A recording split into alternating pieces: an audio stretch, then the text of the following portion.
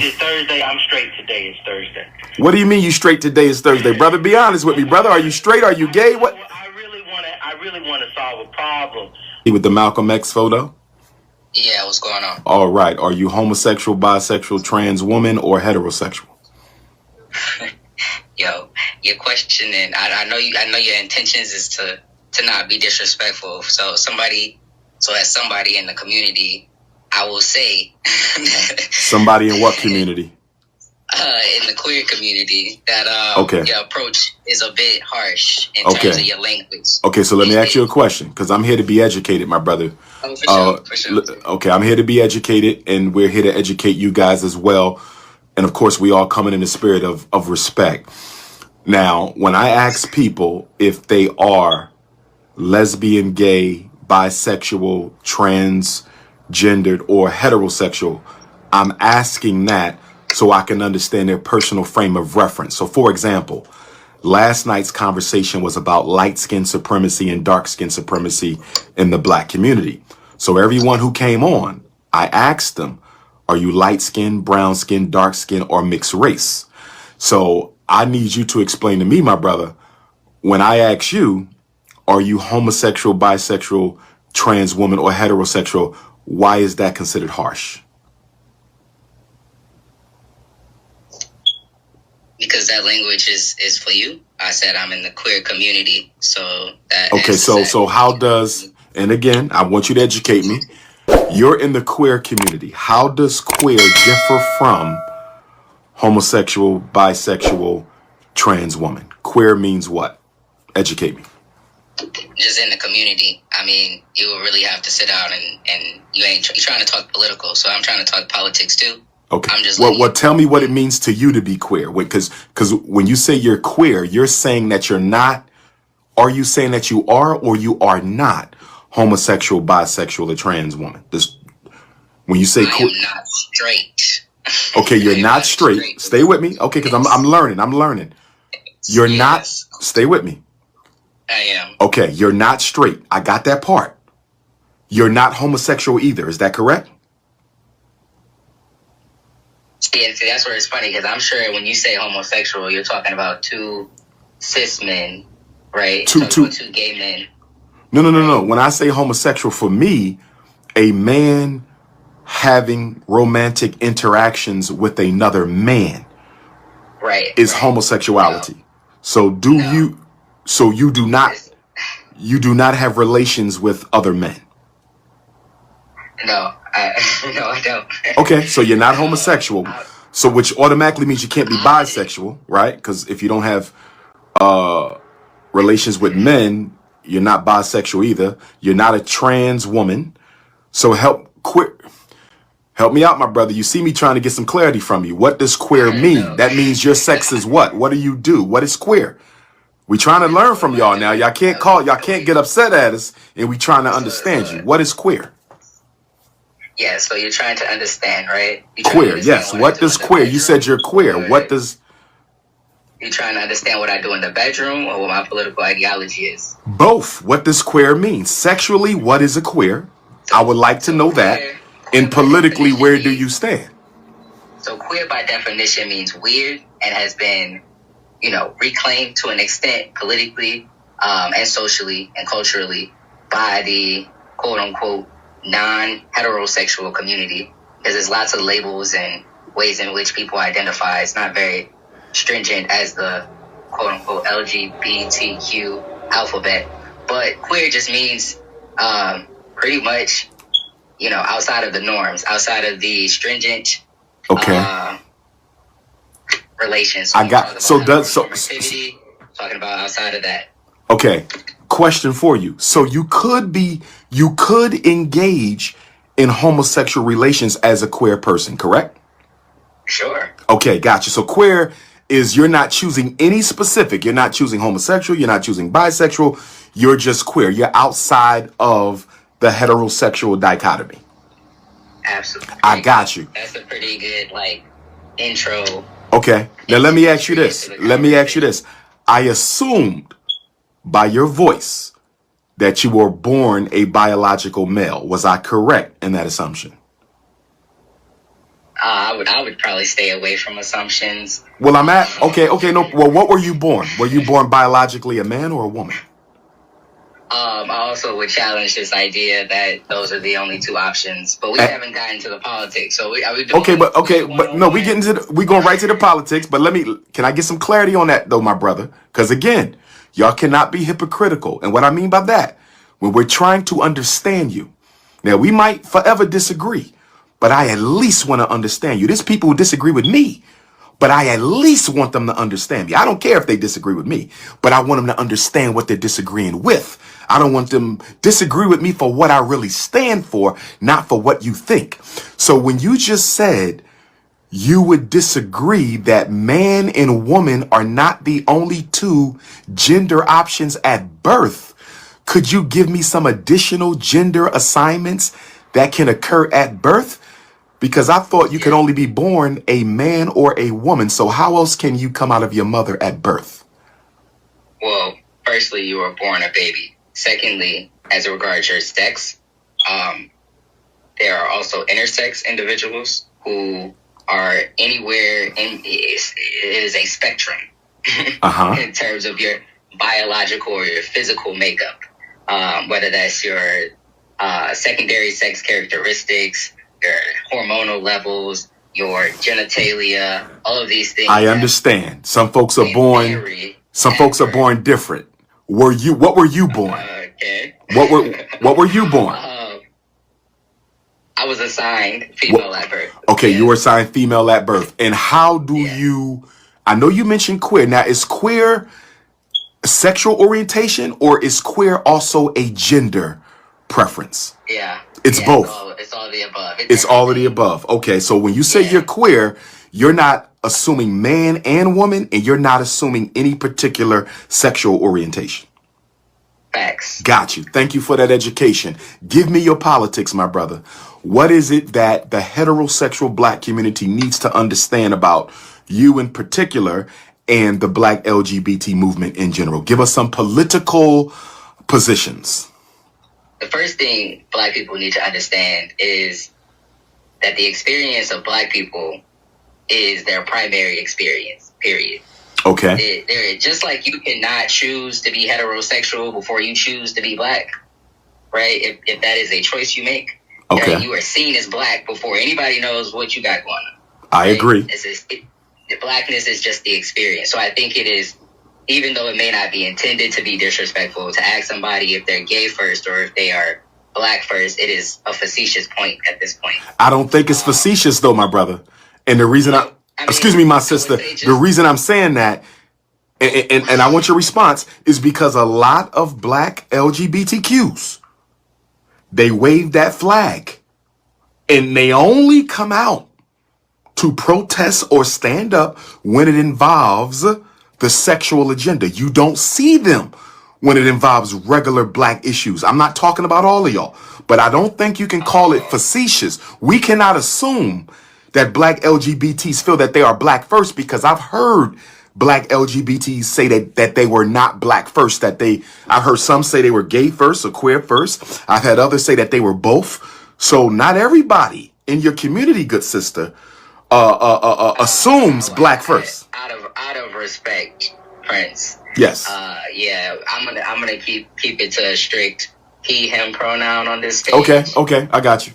Make things super simple. Okay. And I hear what you're saying. I would urge like people in the crowd, yourself included, to do a little bit of digging, because there are quite a few queer, homosexual, gay, whatever you want to call them, leading figures in terms of black liberation politics. Oh, I agree with that. But don't confuse the individuals with the group, though. You understand? No.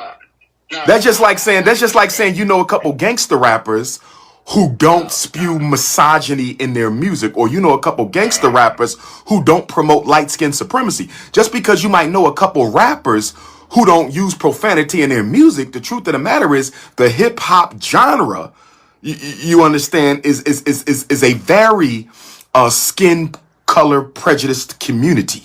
You understand? So you can't say just because a few people are looking out for the whole black community, that means the whole LGBT family is looking out for the whole black community. Do you understand where I'm coming from?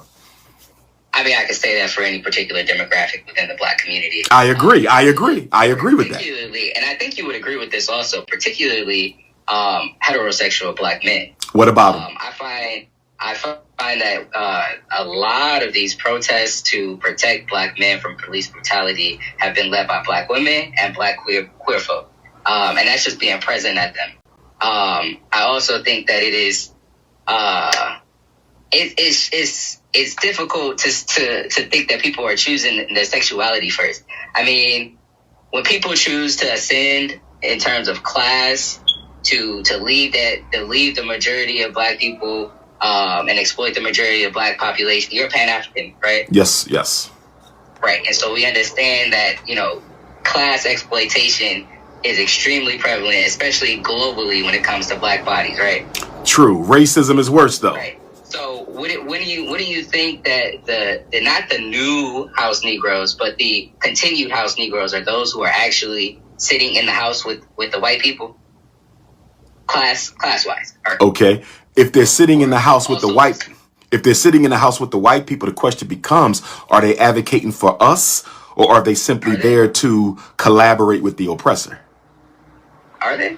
I don't know. Who are we speaking of? I mean, I would say roughly, I don't believe that there is a middle class, so I wouldn't even address those who are making under $1 million or so dollars a year. But those who have ascended past that marker of middle class status, what do you think that do you not think that most of them are lined up with the white power structure? Most of them are lined up with the white power structure. So I would say, in terms of my politic, that anti-capitalism is primary in terms of protecting Black people globally. Anti-racism, Queen. Anti-racism. I also... You follow me? There would be no classism without the racism. White supremacy invented capitalism. Capitalism didn't invent white supremacy. Let me ask you this. If you take away class, do you still have racism? Absolutely. So racism is the issue. In other words, let's destroy racism and its capitalist child. Okay, so I would say that capitalism as a mode, as a global mode, was born out of the transatlantic slave trade, was born out of white supremacist ideology, etc. It is racialized capitalism. There is no separate. So when I say capitalism, I'm insinuating the inherency of racial and white supremacist ideology embedded in that.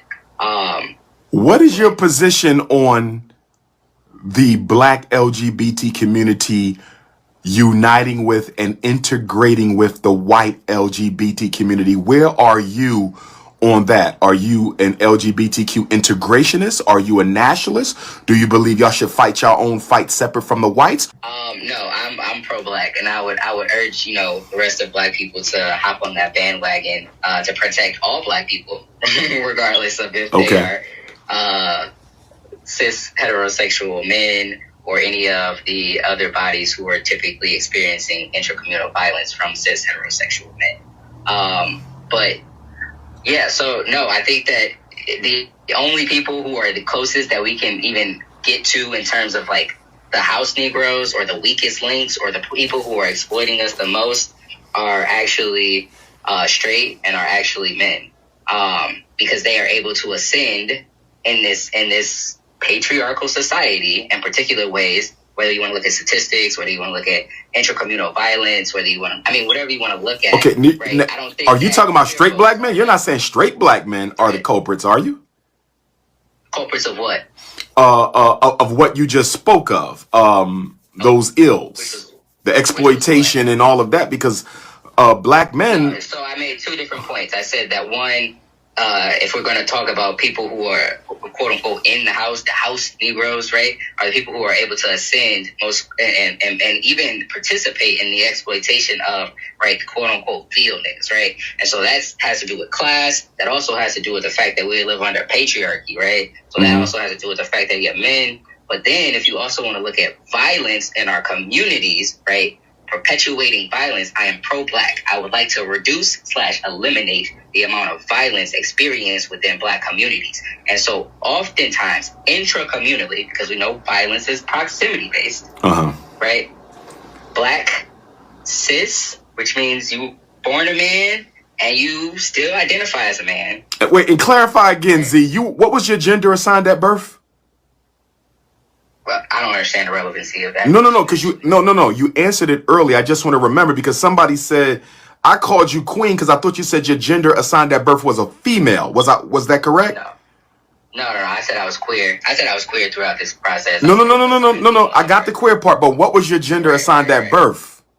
Right, I was assigned female at birth. Okay, you was assigned female at birth. That's why I called you queen. Okay, so because somebody I'm on fan base, just so you know, Z, as we have the conversation, I'm on my Facebook and I'm on fan base, and somebody on fan base said, "Did you call a man queen?"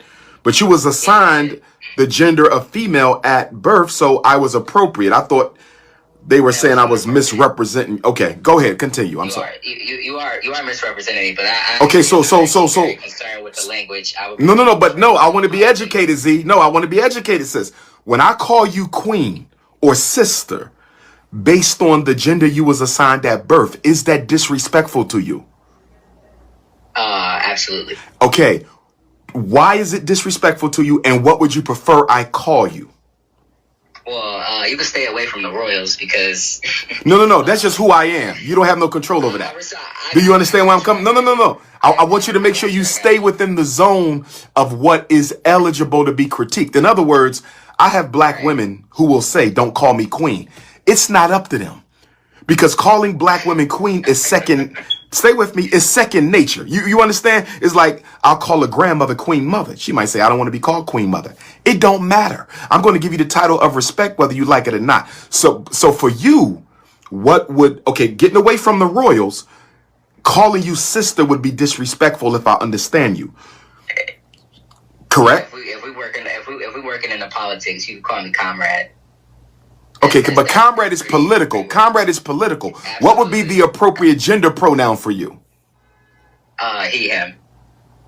He, him is a one? That's one? He, him. I mean, it's a pronoun. You asked for the pronoun. No. So But what I'm saying is he, him, one pronoun, because that's two words. So is that a hyphen between them, or are you giving me two options? Are you saying call me he or call me him? Or is he, him a single descriptor? You follow where I'm coming from? I mean, are you putting those two together, or those? No. Okay. No, Okay. So even though you was assigned female at birth, you identify as he. Am I correct? Yeah. Let's keep it simple. Yes. Yeah, okay. I got you now. Yeah. I got you now. Yeah. Let me go to the next. Yo, what's up? Yeah. Peace and love, brother. Are you homosexual, bisexual? I don't want to disclose. I don't think that it's relevant. I think the people who know in the audience, they know. But I need to know, brother, because you're having a conversation with me. Well, I mean, is it Thursday? I'm straight. Today is Thursday. What do you mean you straight? Today is Thursday, brother? Be honest with me, brother. Are you straight? Are you gay? What? I really want to solve a problem. Okay, and I'm gonna let you solve that problem, Brandon. But Brandon, tell me how you identify, brother. What's wrong with telling me? I'm poor. You're poor. I'm asking about your sexual orientation, brother. Come on now. I've been here for a while. I don't mind sharing that with you. Just tell me, brother, and then you could go right into your point. I just want to know your frame of reference, brother. How about allow me the courtesy of going into my point? Okay, go ahead. I'm with you. Go ahead. The floor is yours. Brother. So, what I think you're looking at, if the question is to be legitimized, is what you're really examining is a particular thing that plagues all black movement, which is vibrational disharmony. You've got people who appear to be in community, people who seem to share a perspective or a desire for justice, but when you sort of investigate and interrogate their value system or their priorities, you realize that there's a lot of distance between why some people are showing up and why other people are showing up, and that we're not all actually actively trying to achieve these big radical systemic changes. Okay. But I think the core issue with your question is suggests that the only predators or the only traitors on the plantation landscape were house Negroes, when in fact there were people who were in the fields who also executed traitorism, that also executed being predators. That is correct. That is correct. And so I think that politically, in terms of value added, in terms of the weight that's been carried by one particular subgroup of black people or the other. I do think that it's important to humble people who call themselves straight. What do you mean by humbling people who call themselves straight? What do you mean by that? I'll make the point that very much so you are a myth. As it relates to the volume and the weight of what you contributed to any of the radical movements around the black community. I mean, you've been present, but mostly for cerebral labor. But the places in which people experience harm, violence, negligence, I should say neglect, being in community but out of community at the same time, but also adding really invaluable things to our master narrative of progress as black people on the globe. Well, those people had some lean toward what this described earlier, Z described earlier as queerism, and you used terms like homosexuality and some other things. Which is there something wrong with using the word homosexuality? Well, no, I don't think that, but I do think if you want to assert your straightness, again, if you want to assert that, I do think you have to understand that even tone matters in trying to investigate that, and that in many cases, like I heard you say something earlier with regard to I can't judge you or I'm not against it. Well, you're in no position of authority to judge or be against it because you don't exist in the hierarchy based off your expression of sexuality in proximity to someone else's expression. But we're talking about us exclusively within the black community, my brother. So we're not dealing with the larger hierarchy of the white power structure. We're talking about us living in the same community as black people. What exactly does LGBTQ stand for so heterosexuals can better understand your movement? Not that we're necessarily going to agree with it, but at least we can understand you. You just said it again. Not that we're necessarily going to agree with it, because we may not. Some people might. Some people may not. There's people who agree with me, and there's people who don't. That's just a part of life, Brother Brent. But you would not make that same statement as to say you may not agree with me being straight. You wouldn't say that same thing. And so in making that statement, which seems very passive and unaggressive, you're making a very problematic assertion about the authority that straightness has over anything else, as if everything else is alternative to straightness, which in fact I'd argue it's not. Okay, do this for me, Brother Brent. I got you. Can you? The word of the day is syllogism. Okay. You do not have sex or choose partners in the way that you would like to truly under white supremacy. Wait, say that again. You do not choose sex. Give me. You do not have sex or choose partners in the way that you would like to. We do not have sex or choose partners in the way we would like to under white supremacy. What do you mean by that?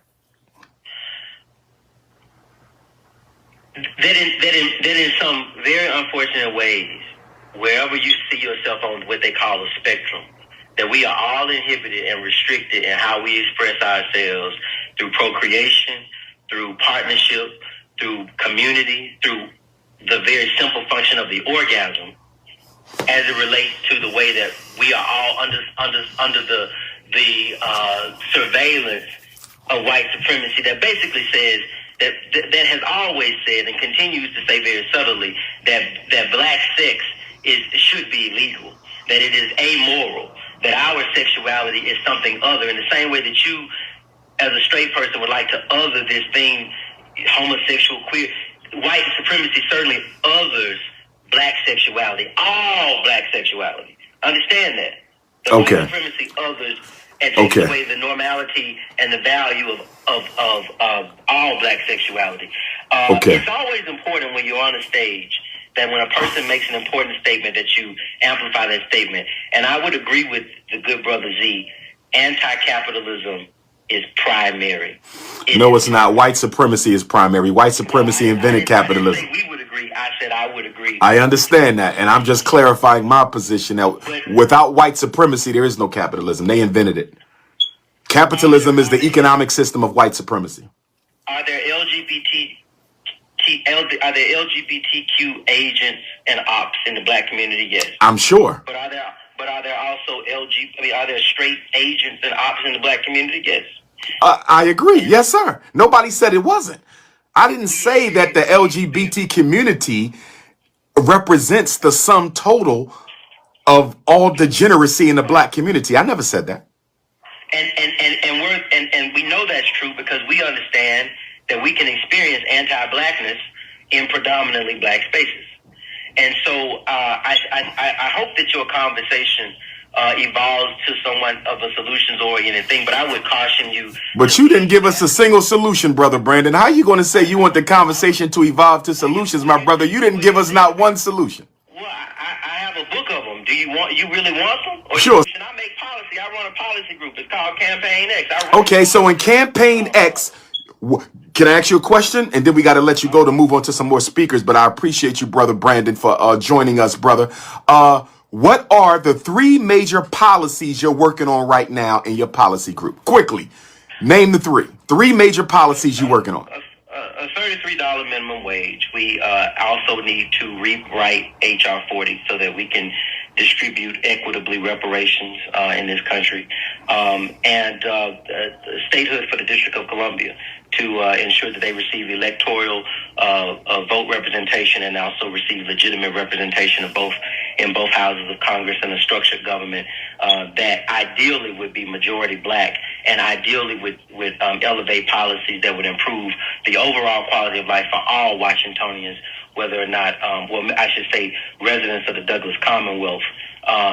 Even though that's not where I live, I went to school there and have been deeply immersed in an understanding of the hardships that have historically been faced by blacks there. So $33 minimum wage, rewrite the reparations bill, because it is not equitable, it's not trustworthy at this point, and statehood for the District of the Douglas Commonwealth. And I can respect that. And I can respect that. And all 3 of those that you mentioned, it sounds like they would benefit all black people, not just LGBTQ, correct?